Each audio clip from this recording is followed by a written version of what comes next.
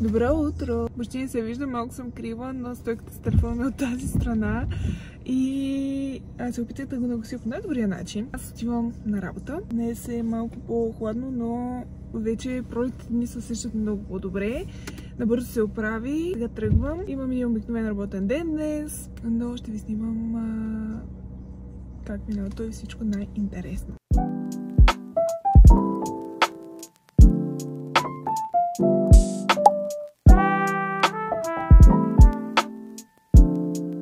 Работният ден приключи и е време за една бърза тренировка вкъщи.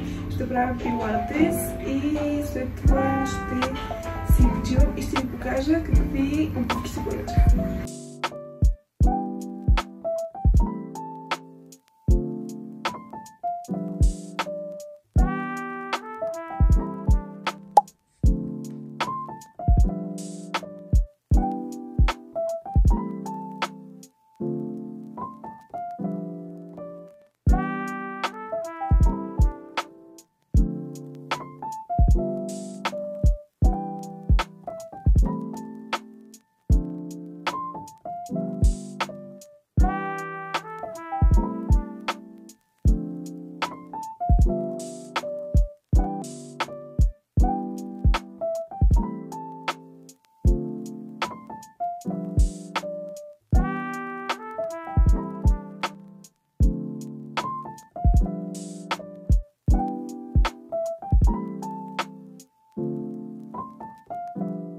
Предните видеа са просто една идилия за мен, защото много обичам след някакви задачки през деня или след работа, общо взето след не тежък ден, след всеки ден, дори да е бил по-натоварен, дори да е бил по-спокоен, аз да отделя време за себе си и така да си направя вечерните ритуали, които имам, които, както видяхте вече в предните видеа, включват четене на книга, общо взето наслаждаване на малките моменти, които имаме тук и сега.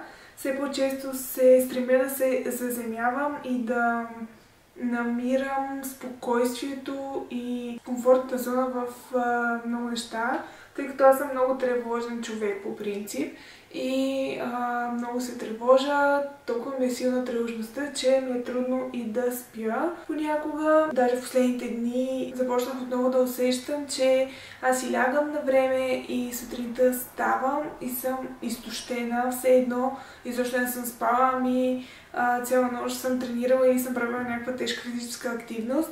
И това много бутони започна да натиска в мен, защото ми дава сметка, че нещо не е наред, нещо трябва да оправя. Трябва да обърна внимание на събитията в ежедневието ми, нещата, с които се занимавам, как те ми се отразяват, защото дори и на съзнателно ниво има доста неща, които ние не осъзнаваме и те ни чувъркат на подсъзнателно ниво.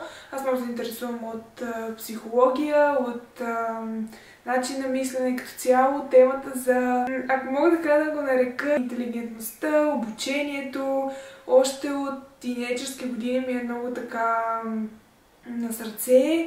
Винаги съм се стремяла и да уча повече, да съм по-любопитна, каквато си ми е и натурата, да съм много любопитна. Дори някакви неща, които не са ми изобщо в ежедневните задачи или не са близо до мен на този етап. Мен винаги са ми много любопитни, много интересни и тази любопитност ми позволява и да имаме по-богата обща култура, което за мен е много важно, освен четенето на книги, разбира се. Обръщайки се повече към себе си, забелязвайки много малки неща от нашето ежедневие, също и събития, които ни сполетява, дори да видим само нещо, могат да ни се отразят много. Аз много последните години, особено откакто ходих и на терапевт, много започнах да обръщам повече внимание на някакви много незначителни неща, защото преди това само четях книги, например някакви подкасти гледах, но когато лице в лице се изправих срещу терапевт, това още повече засили и желанието аз да се усъвършенствам, аз да ставам все по-добра версия на себе си и по някакъв начин да се самообучавам всеки ден. Тези неща, които научих от моя терапевт, да мога да ги различавам сама, да ги разпознавам сама и да мога да се развивам и да се, да кажем, самолекувам дори. Наистина рутината, която създавам и сутрин и вечер, много ми помага да се справим с тази тревожност. Понякога има и по-натоварени дни, в които не успявам да свърша всичко и много се ядосвам на себе си, защото има дни, в които аз знам, че имам нужда да направя нещо, но забелязвам, че има някакво чувство, което ме спира. Може би е бързо. Въпреки, че съм така ден човек, продуктивен, но има едно чувство, което е нормално. Ние сме хора, създадени сме от всякакви чувства, от всякакви емоции. Не може винаги да сме много продуктивни, да правим всичко, да сме най-образовани, да сме най във всичко, защото и това е една крайност. И другото е крайност. И когато изпитвам някакви емоции, които са негативни, да кажем, ето когато се улавям, че се самосаботирам, волята и желанието в мен да съм по-добра наделяват в повечето случаи. Имаме моменти, в които искам просто да не правя нищо, което е напълно нормално. Но в моменти, когато се усещам, че се самосаботирам, когато имам нужда да направя нещо, но не го правя, си казвам, че ако аз не го направя, няма кой да го направи. Всеки път си давам пространството да изпитвам всякакви емоции, да се уча от тях и да трябвам да стана по-добра версия, да не се самосаботирам, когато пък не ми се прави нищо, да си дам това време да не правя нищо. Защото в наше време животите ни са изпълнени с толкова стрес, че наистина нуждата от някакви такива малки ритуали и моменти за самите нас са задължителни с 1000 удивителни след това. Сега, освен, че видяхте, че чета книга, много обичам и да си правя вечерната рутина за лицето. Аз малко съм с проблемно лице, т.е. лицето си ми е супер, просто имах акне като малка доста интензивно, като малка тинейджърка. Винаги ми е било така една болна тема, но вече съм много щастлива, че успях да го минимизирам, успях да го третирам, почти излекувам.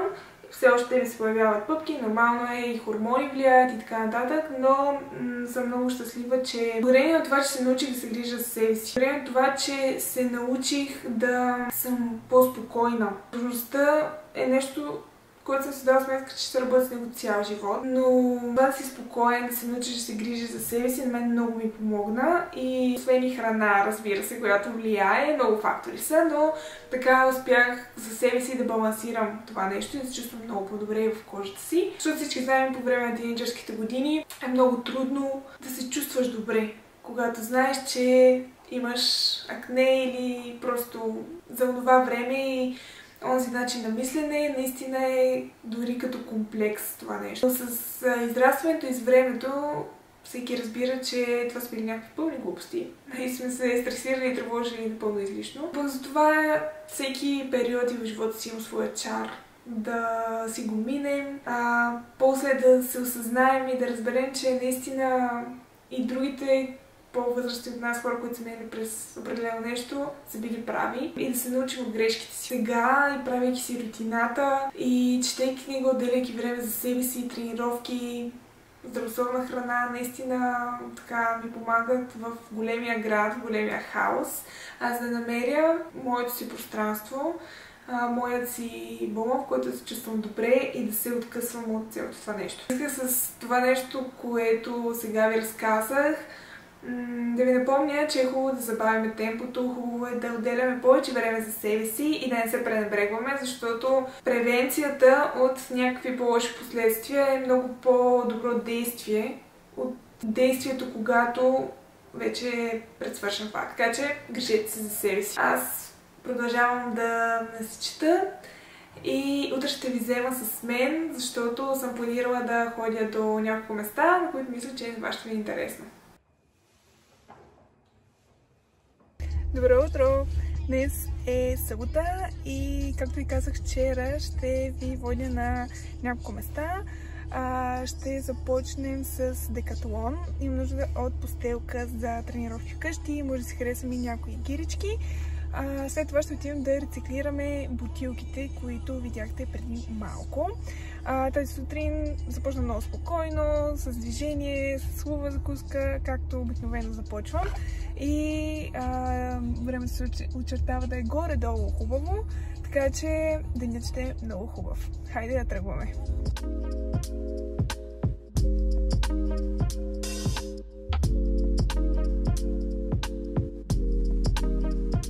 Вече дойдох да рециклирам бутилките, стана страшна жега, навън съм се облякла, но тъй като нямам тук къде да се закрепя телефона и да ме виждате добре, ще ви покажа когато се прибера какво си взех от Decathlon. Бях много набързо, защото имаше доста хора, аз не обичам много да се върна сред хората. Ще ви покажа малко по-късно какво взех, сега отиваме да рециклираме бутилки. Така, аз вече се прибрах, успях да хапна, да си отдъхна малко и седнах, за да ви покажа и какво си взех от Decathlon. Не съм взимала много неща, както ви казах, основно отивам за постелка за йога, тъй като моята вкъщи много се надра вече, доста е стара, не ми е комфортно да тренирам с нея, дори ми се плъзга малко и определено имаше нужда от смяна. От дълго време се чудех дали да си поръчам някаква или да отида до Decathlon да си взема. Имах някакъв определен бюджет, който си бях заложила за постелка. Взимайки от Decathlon го надвиших, като си мислех, че в Decathlon ще намеря нещо по-евтино, което ще отговаря на моите изисквания. Но всъщност мисля, че си взех много хубава постелка. Поне на първи поглед така ми изглеждаше и е много качествена за повече пари. Ще ви разкажа всичко, кое колко струваше, но исках да ви споделя и впечатленията и ако мога да съм полезна с това нещо, защото наистина когато тренираме вкъщи е много удобно и важно да имаме постелка, която да не ни прави тренировките по-трудни и така да кажем, поносими, защото съм имала и случаи, когато тренирам, постелката не ми е удобна, парзаля се или ми убива, когато правя някакво упражнение и това прави тренировката и много по-досадна и мъчителна. Затова за мен екипировката не е само облекло, но и като цяло постелка, дали ще са гирички, подовки и така нататък е много важно за мен, за да мога да се чувствам и комфортно. Защото е важно и да правим нещо наистина с удоволствие, желание, да се чувстваме добре правейки го, а не да го правим на сила само защото е полезно и е хубаво и е добре за нас. Има моменти, в които се насилваме да правим някакви неща, но то е много по-различно. Когато си осигурим много хубави условия за действието, което ще извършваме, наистина и самото действие става 100 пъти по-приятно. Поне аз съм на такова мнение и мисля, че и повечето от вас ще мислят по този начин. И говорейки за постелката, взех си ето тази.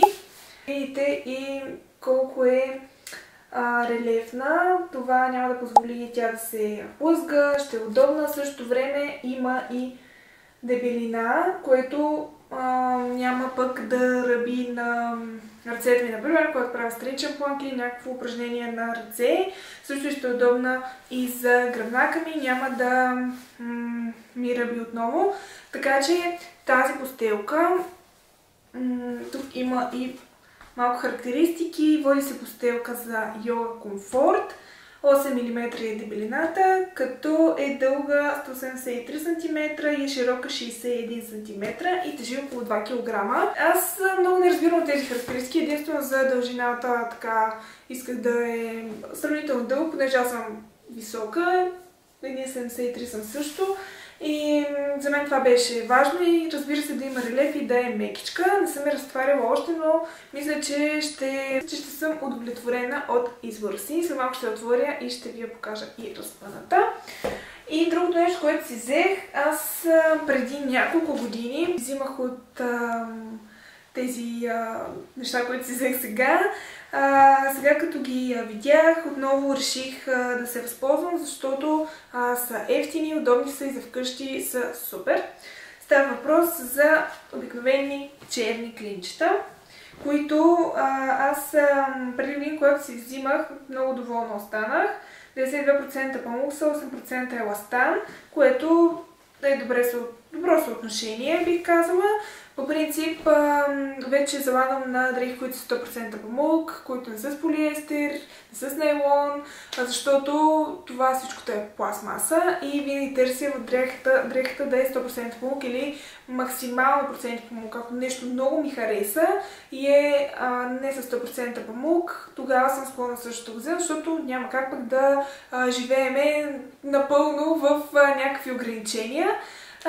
И тези клинчета наистина са много удобни, много съм доволна. Още отпреди си имам и хубав спомен за тях и за вкъщи са супер, за квартала, до магазина и някакви такива дейности в двора дори.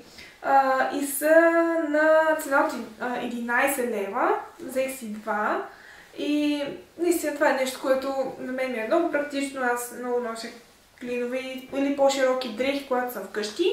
Тези клинчета ги взех с един размер по-голям от този, който обикновено нося за клинове. Аз нося обикновено S, а тези ги взех в M, защото искам и да ми е малко по-комфортно вкъщи все пак. Та ако си търсите нещо за вкъщи, което да ви е удобно, клинче, просто като се приберете, всеки иска да е нещо удобно и комфортно, тези със сигурност ще ви допадат, така че може да ги проверите. Това не е никаква реклама, просто наистина съм доволна от нещо и както всеки път ви разказвам за него. Това са моите покупки от днес, след това отидох да ме рециклирам бутилките, направих малък пазар и се прибрах. Успях да се почина, защото пък след малко отивам на тренировка в SmartAss. Ще ви взема с мен на любимото ми място за тренировки и ще се видим малко по-късно.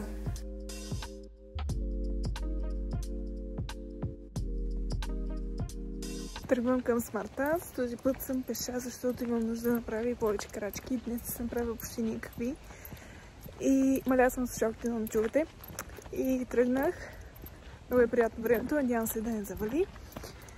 Ще си направя и крачките и ще направя много хубава тренировка. Сигурно след тренировката няма съм много щастлива, че съм тръгнала пеша. Но тогава няма да имам избор и ще си пребера пак.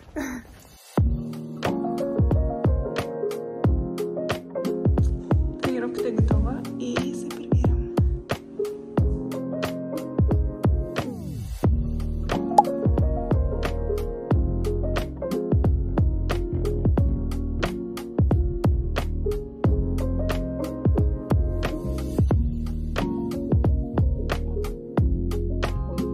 Тази лампа, която видяхте в Юск, отидох за нея. Тя в принцип е градинска, но мислех да я ползвам като нощна лампа, но не ми допадна. Разглеждах други нощни лампи, понеже искам да си взема. Харесах си една, но никой от служителите не се появи, за да мога да попитам. Така че ще разгледам в сайта. От дълго време искам да си взема нощна лампа, защото избягвам преди лягане да стоя на светната много силно лампа. Тоест тези лампи, които са на тавана, те ми светят много силно. И това също ми влияе на съня като цяло и светлината от телефоните, от телевизор.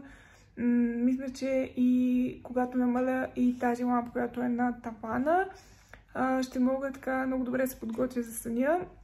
Може за някой от вас това да звучи абсурдно, но тази хигиена на съня, която си изграждам с моята тревожност, мисля, че много добре ще ми се отразява. Чувала съм и от други хора, че на тях също се отразява добре.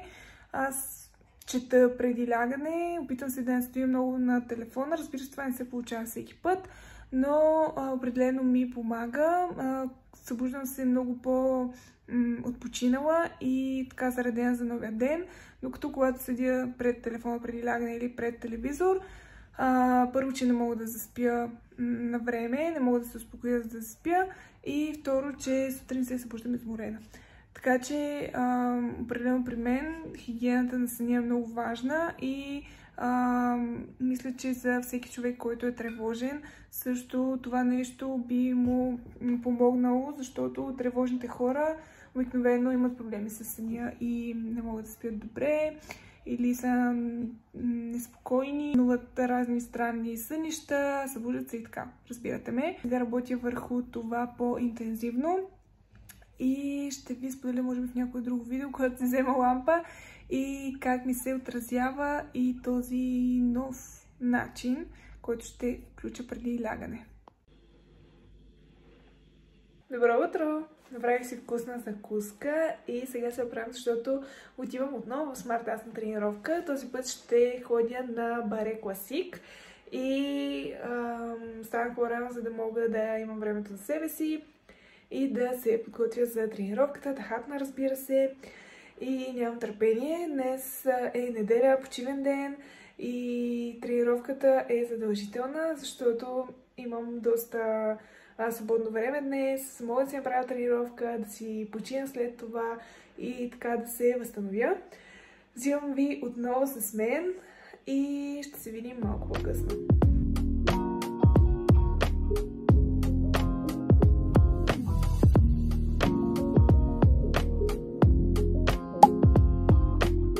Прибрах, изкъпах се и сега ще си правя за хапване.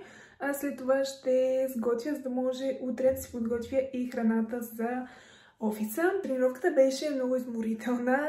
Аз като не съм ходила скоро и ми беше интензивна. Вчера тренировката беше фокусирана основно върху корема. И затова днес, когато засегнахме цялото тяло, а при барето има много пулсове, както при пилатеса. Той е комбинация между пилатес, балет и фитнес и определено доста по-интензивна я усетих от вчера, но нищо, ще изпия един магнезий и утре ще съм като нова. Оставям сега, за да мога да си направя нещо за хапване, защото съм много гладна. И по-късно ще си готвим, за да може следващите 2 дни да имаме подготвена храна за офиса. Хайде!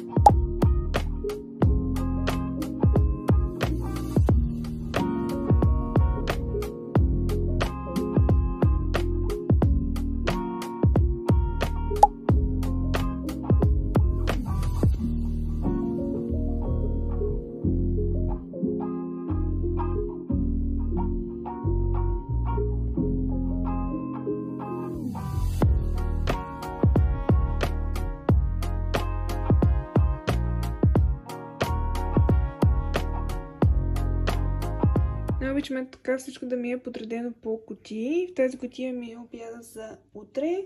Тук имаме пилешко месо, малко от картофките, които ми останаха от предните дни и аспершите. Тук имаме допълнително това, което хартиса. Просто обичам винаги да ми е подредено в кутии в хладилника. По-организирано ми изглежда и по-приятно.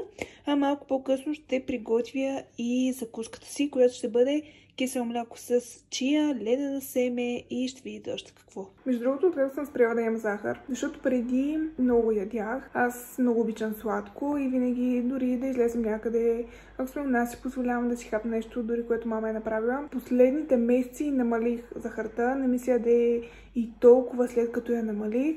И тук тези дни даже изобщо не ми се яде, защото след като спрях да кажем, обикновени бисквити, които съм си купувала или нещо по-така здравословно от магазина, изобщо не ми се консумира. В момента единствено си задоволявам глада за сладко с форми, с лешников тахан или мед, или плодове, разбира се. Но съм забелязала, че последните даже седмици нямам и апетит да ям нещо сладко, което е много странно за мен, но се радвам, защото наистина много обичам и ми влияеше много зле това нещо. И на кожата най-вече. И се радвам, че пък сега не усещам това желание да ям нещо сладко и успявам и с, да кажем, ягоди в момента да се задоволя. Разбира се, преди цикъл имам моментите, когато ми се хапва повече нещо, но даже и сега нямам това желание да хапвам, например, някакви торти или нещо по-така тежко захарно, а по-скоро си хапвам формите. Преди черен шоколад хапвах, но пък нещо нямам апетит, може би ми омръзна. И сега мед, форми, лещиков тахан наистина много добре ми пасват на този период и разбира се сезонните плодове, като ягоди, които сега им започва и сезона, и може би боровинки, малини и така. Така че искам да ви споделя това в случай, че вие сте с някакви алтернативи или ви е трудно да спрете сладкото. Тоест не да го спрете, защото всяка крайност не е окей, ние имаме нужда от всичко все пак. но бялата захар, която е така голям враг на организма ни, наистина трябва да се намали до минимум, защото наистина се чувстваме и много по-добре, когато тя е намалена. Аз го виждам по себе си, не само по кожата, но и се чувствам наистина много по-добре, по-концентрирана. Това е хубаво усещане. Трябва да се чувстваме така добре. Дори храната да я приемем не като някаква само наслада в устата, но да знаем, че и когато премине надолу към стомаха, тя ще ни даде нещо, което ще е полезно за целия ни организъм. Възползвайте се сега от този момент, когато сезонните плодове са налични, или ако обичате форми с тахан, също е много добра алтернатива. Да, калорийна бомба е, ще кажат някои, но пък е много по-добре от 2 вафли или бисквити, които са пълни с супер много неприятни неща, като глюкоза, фруктозен сироп, слънчогледово олио и още хиляди неща, които вече наистина не искам даже да ги произнасям. Надявам се тази глътка здравословен разказ да ви е допаднал и да сте си взели нещо от него.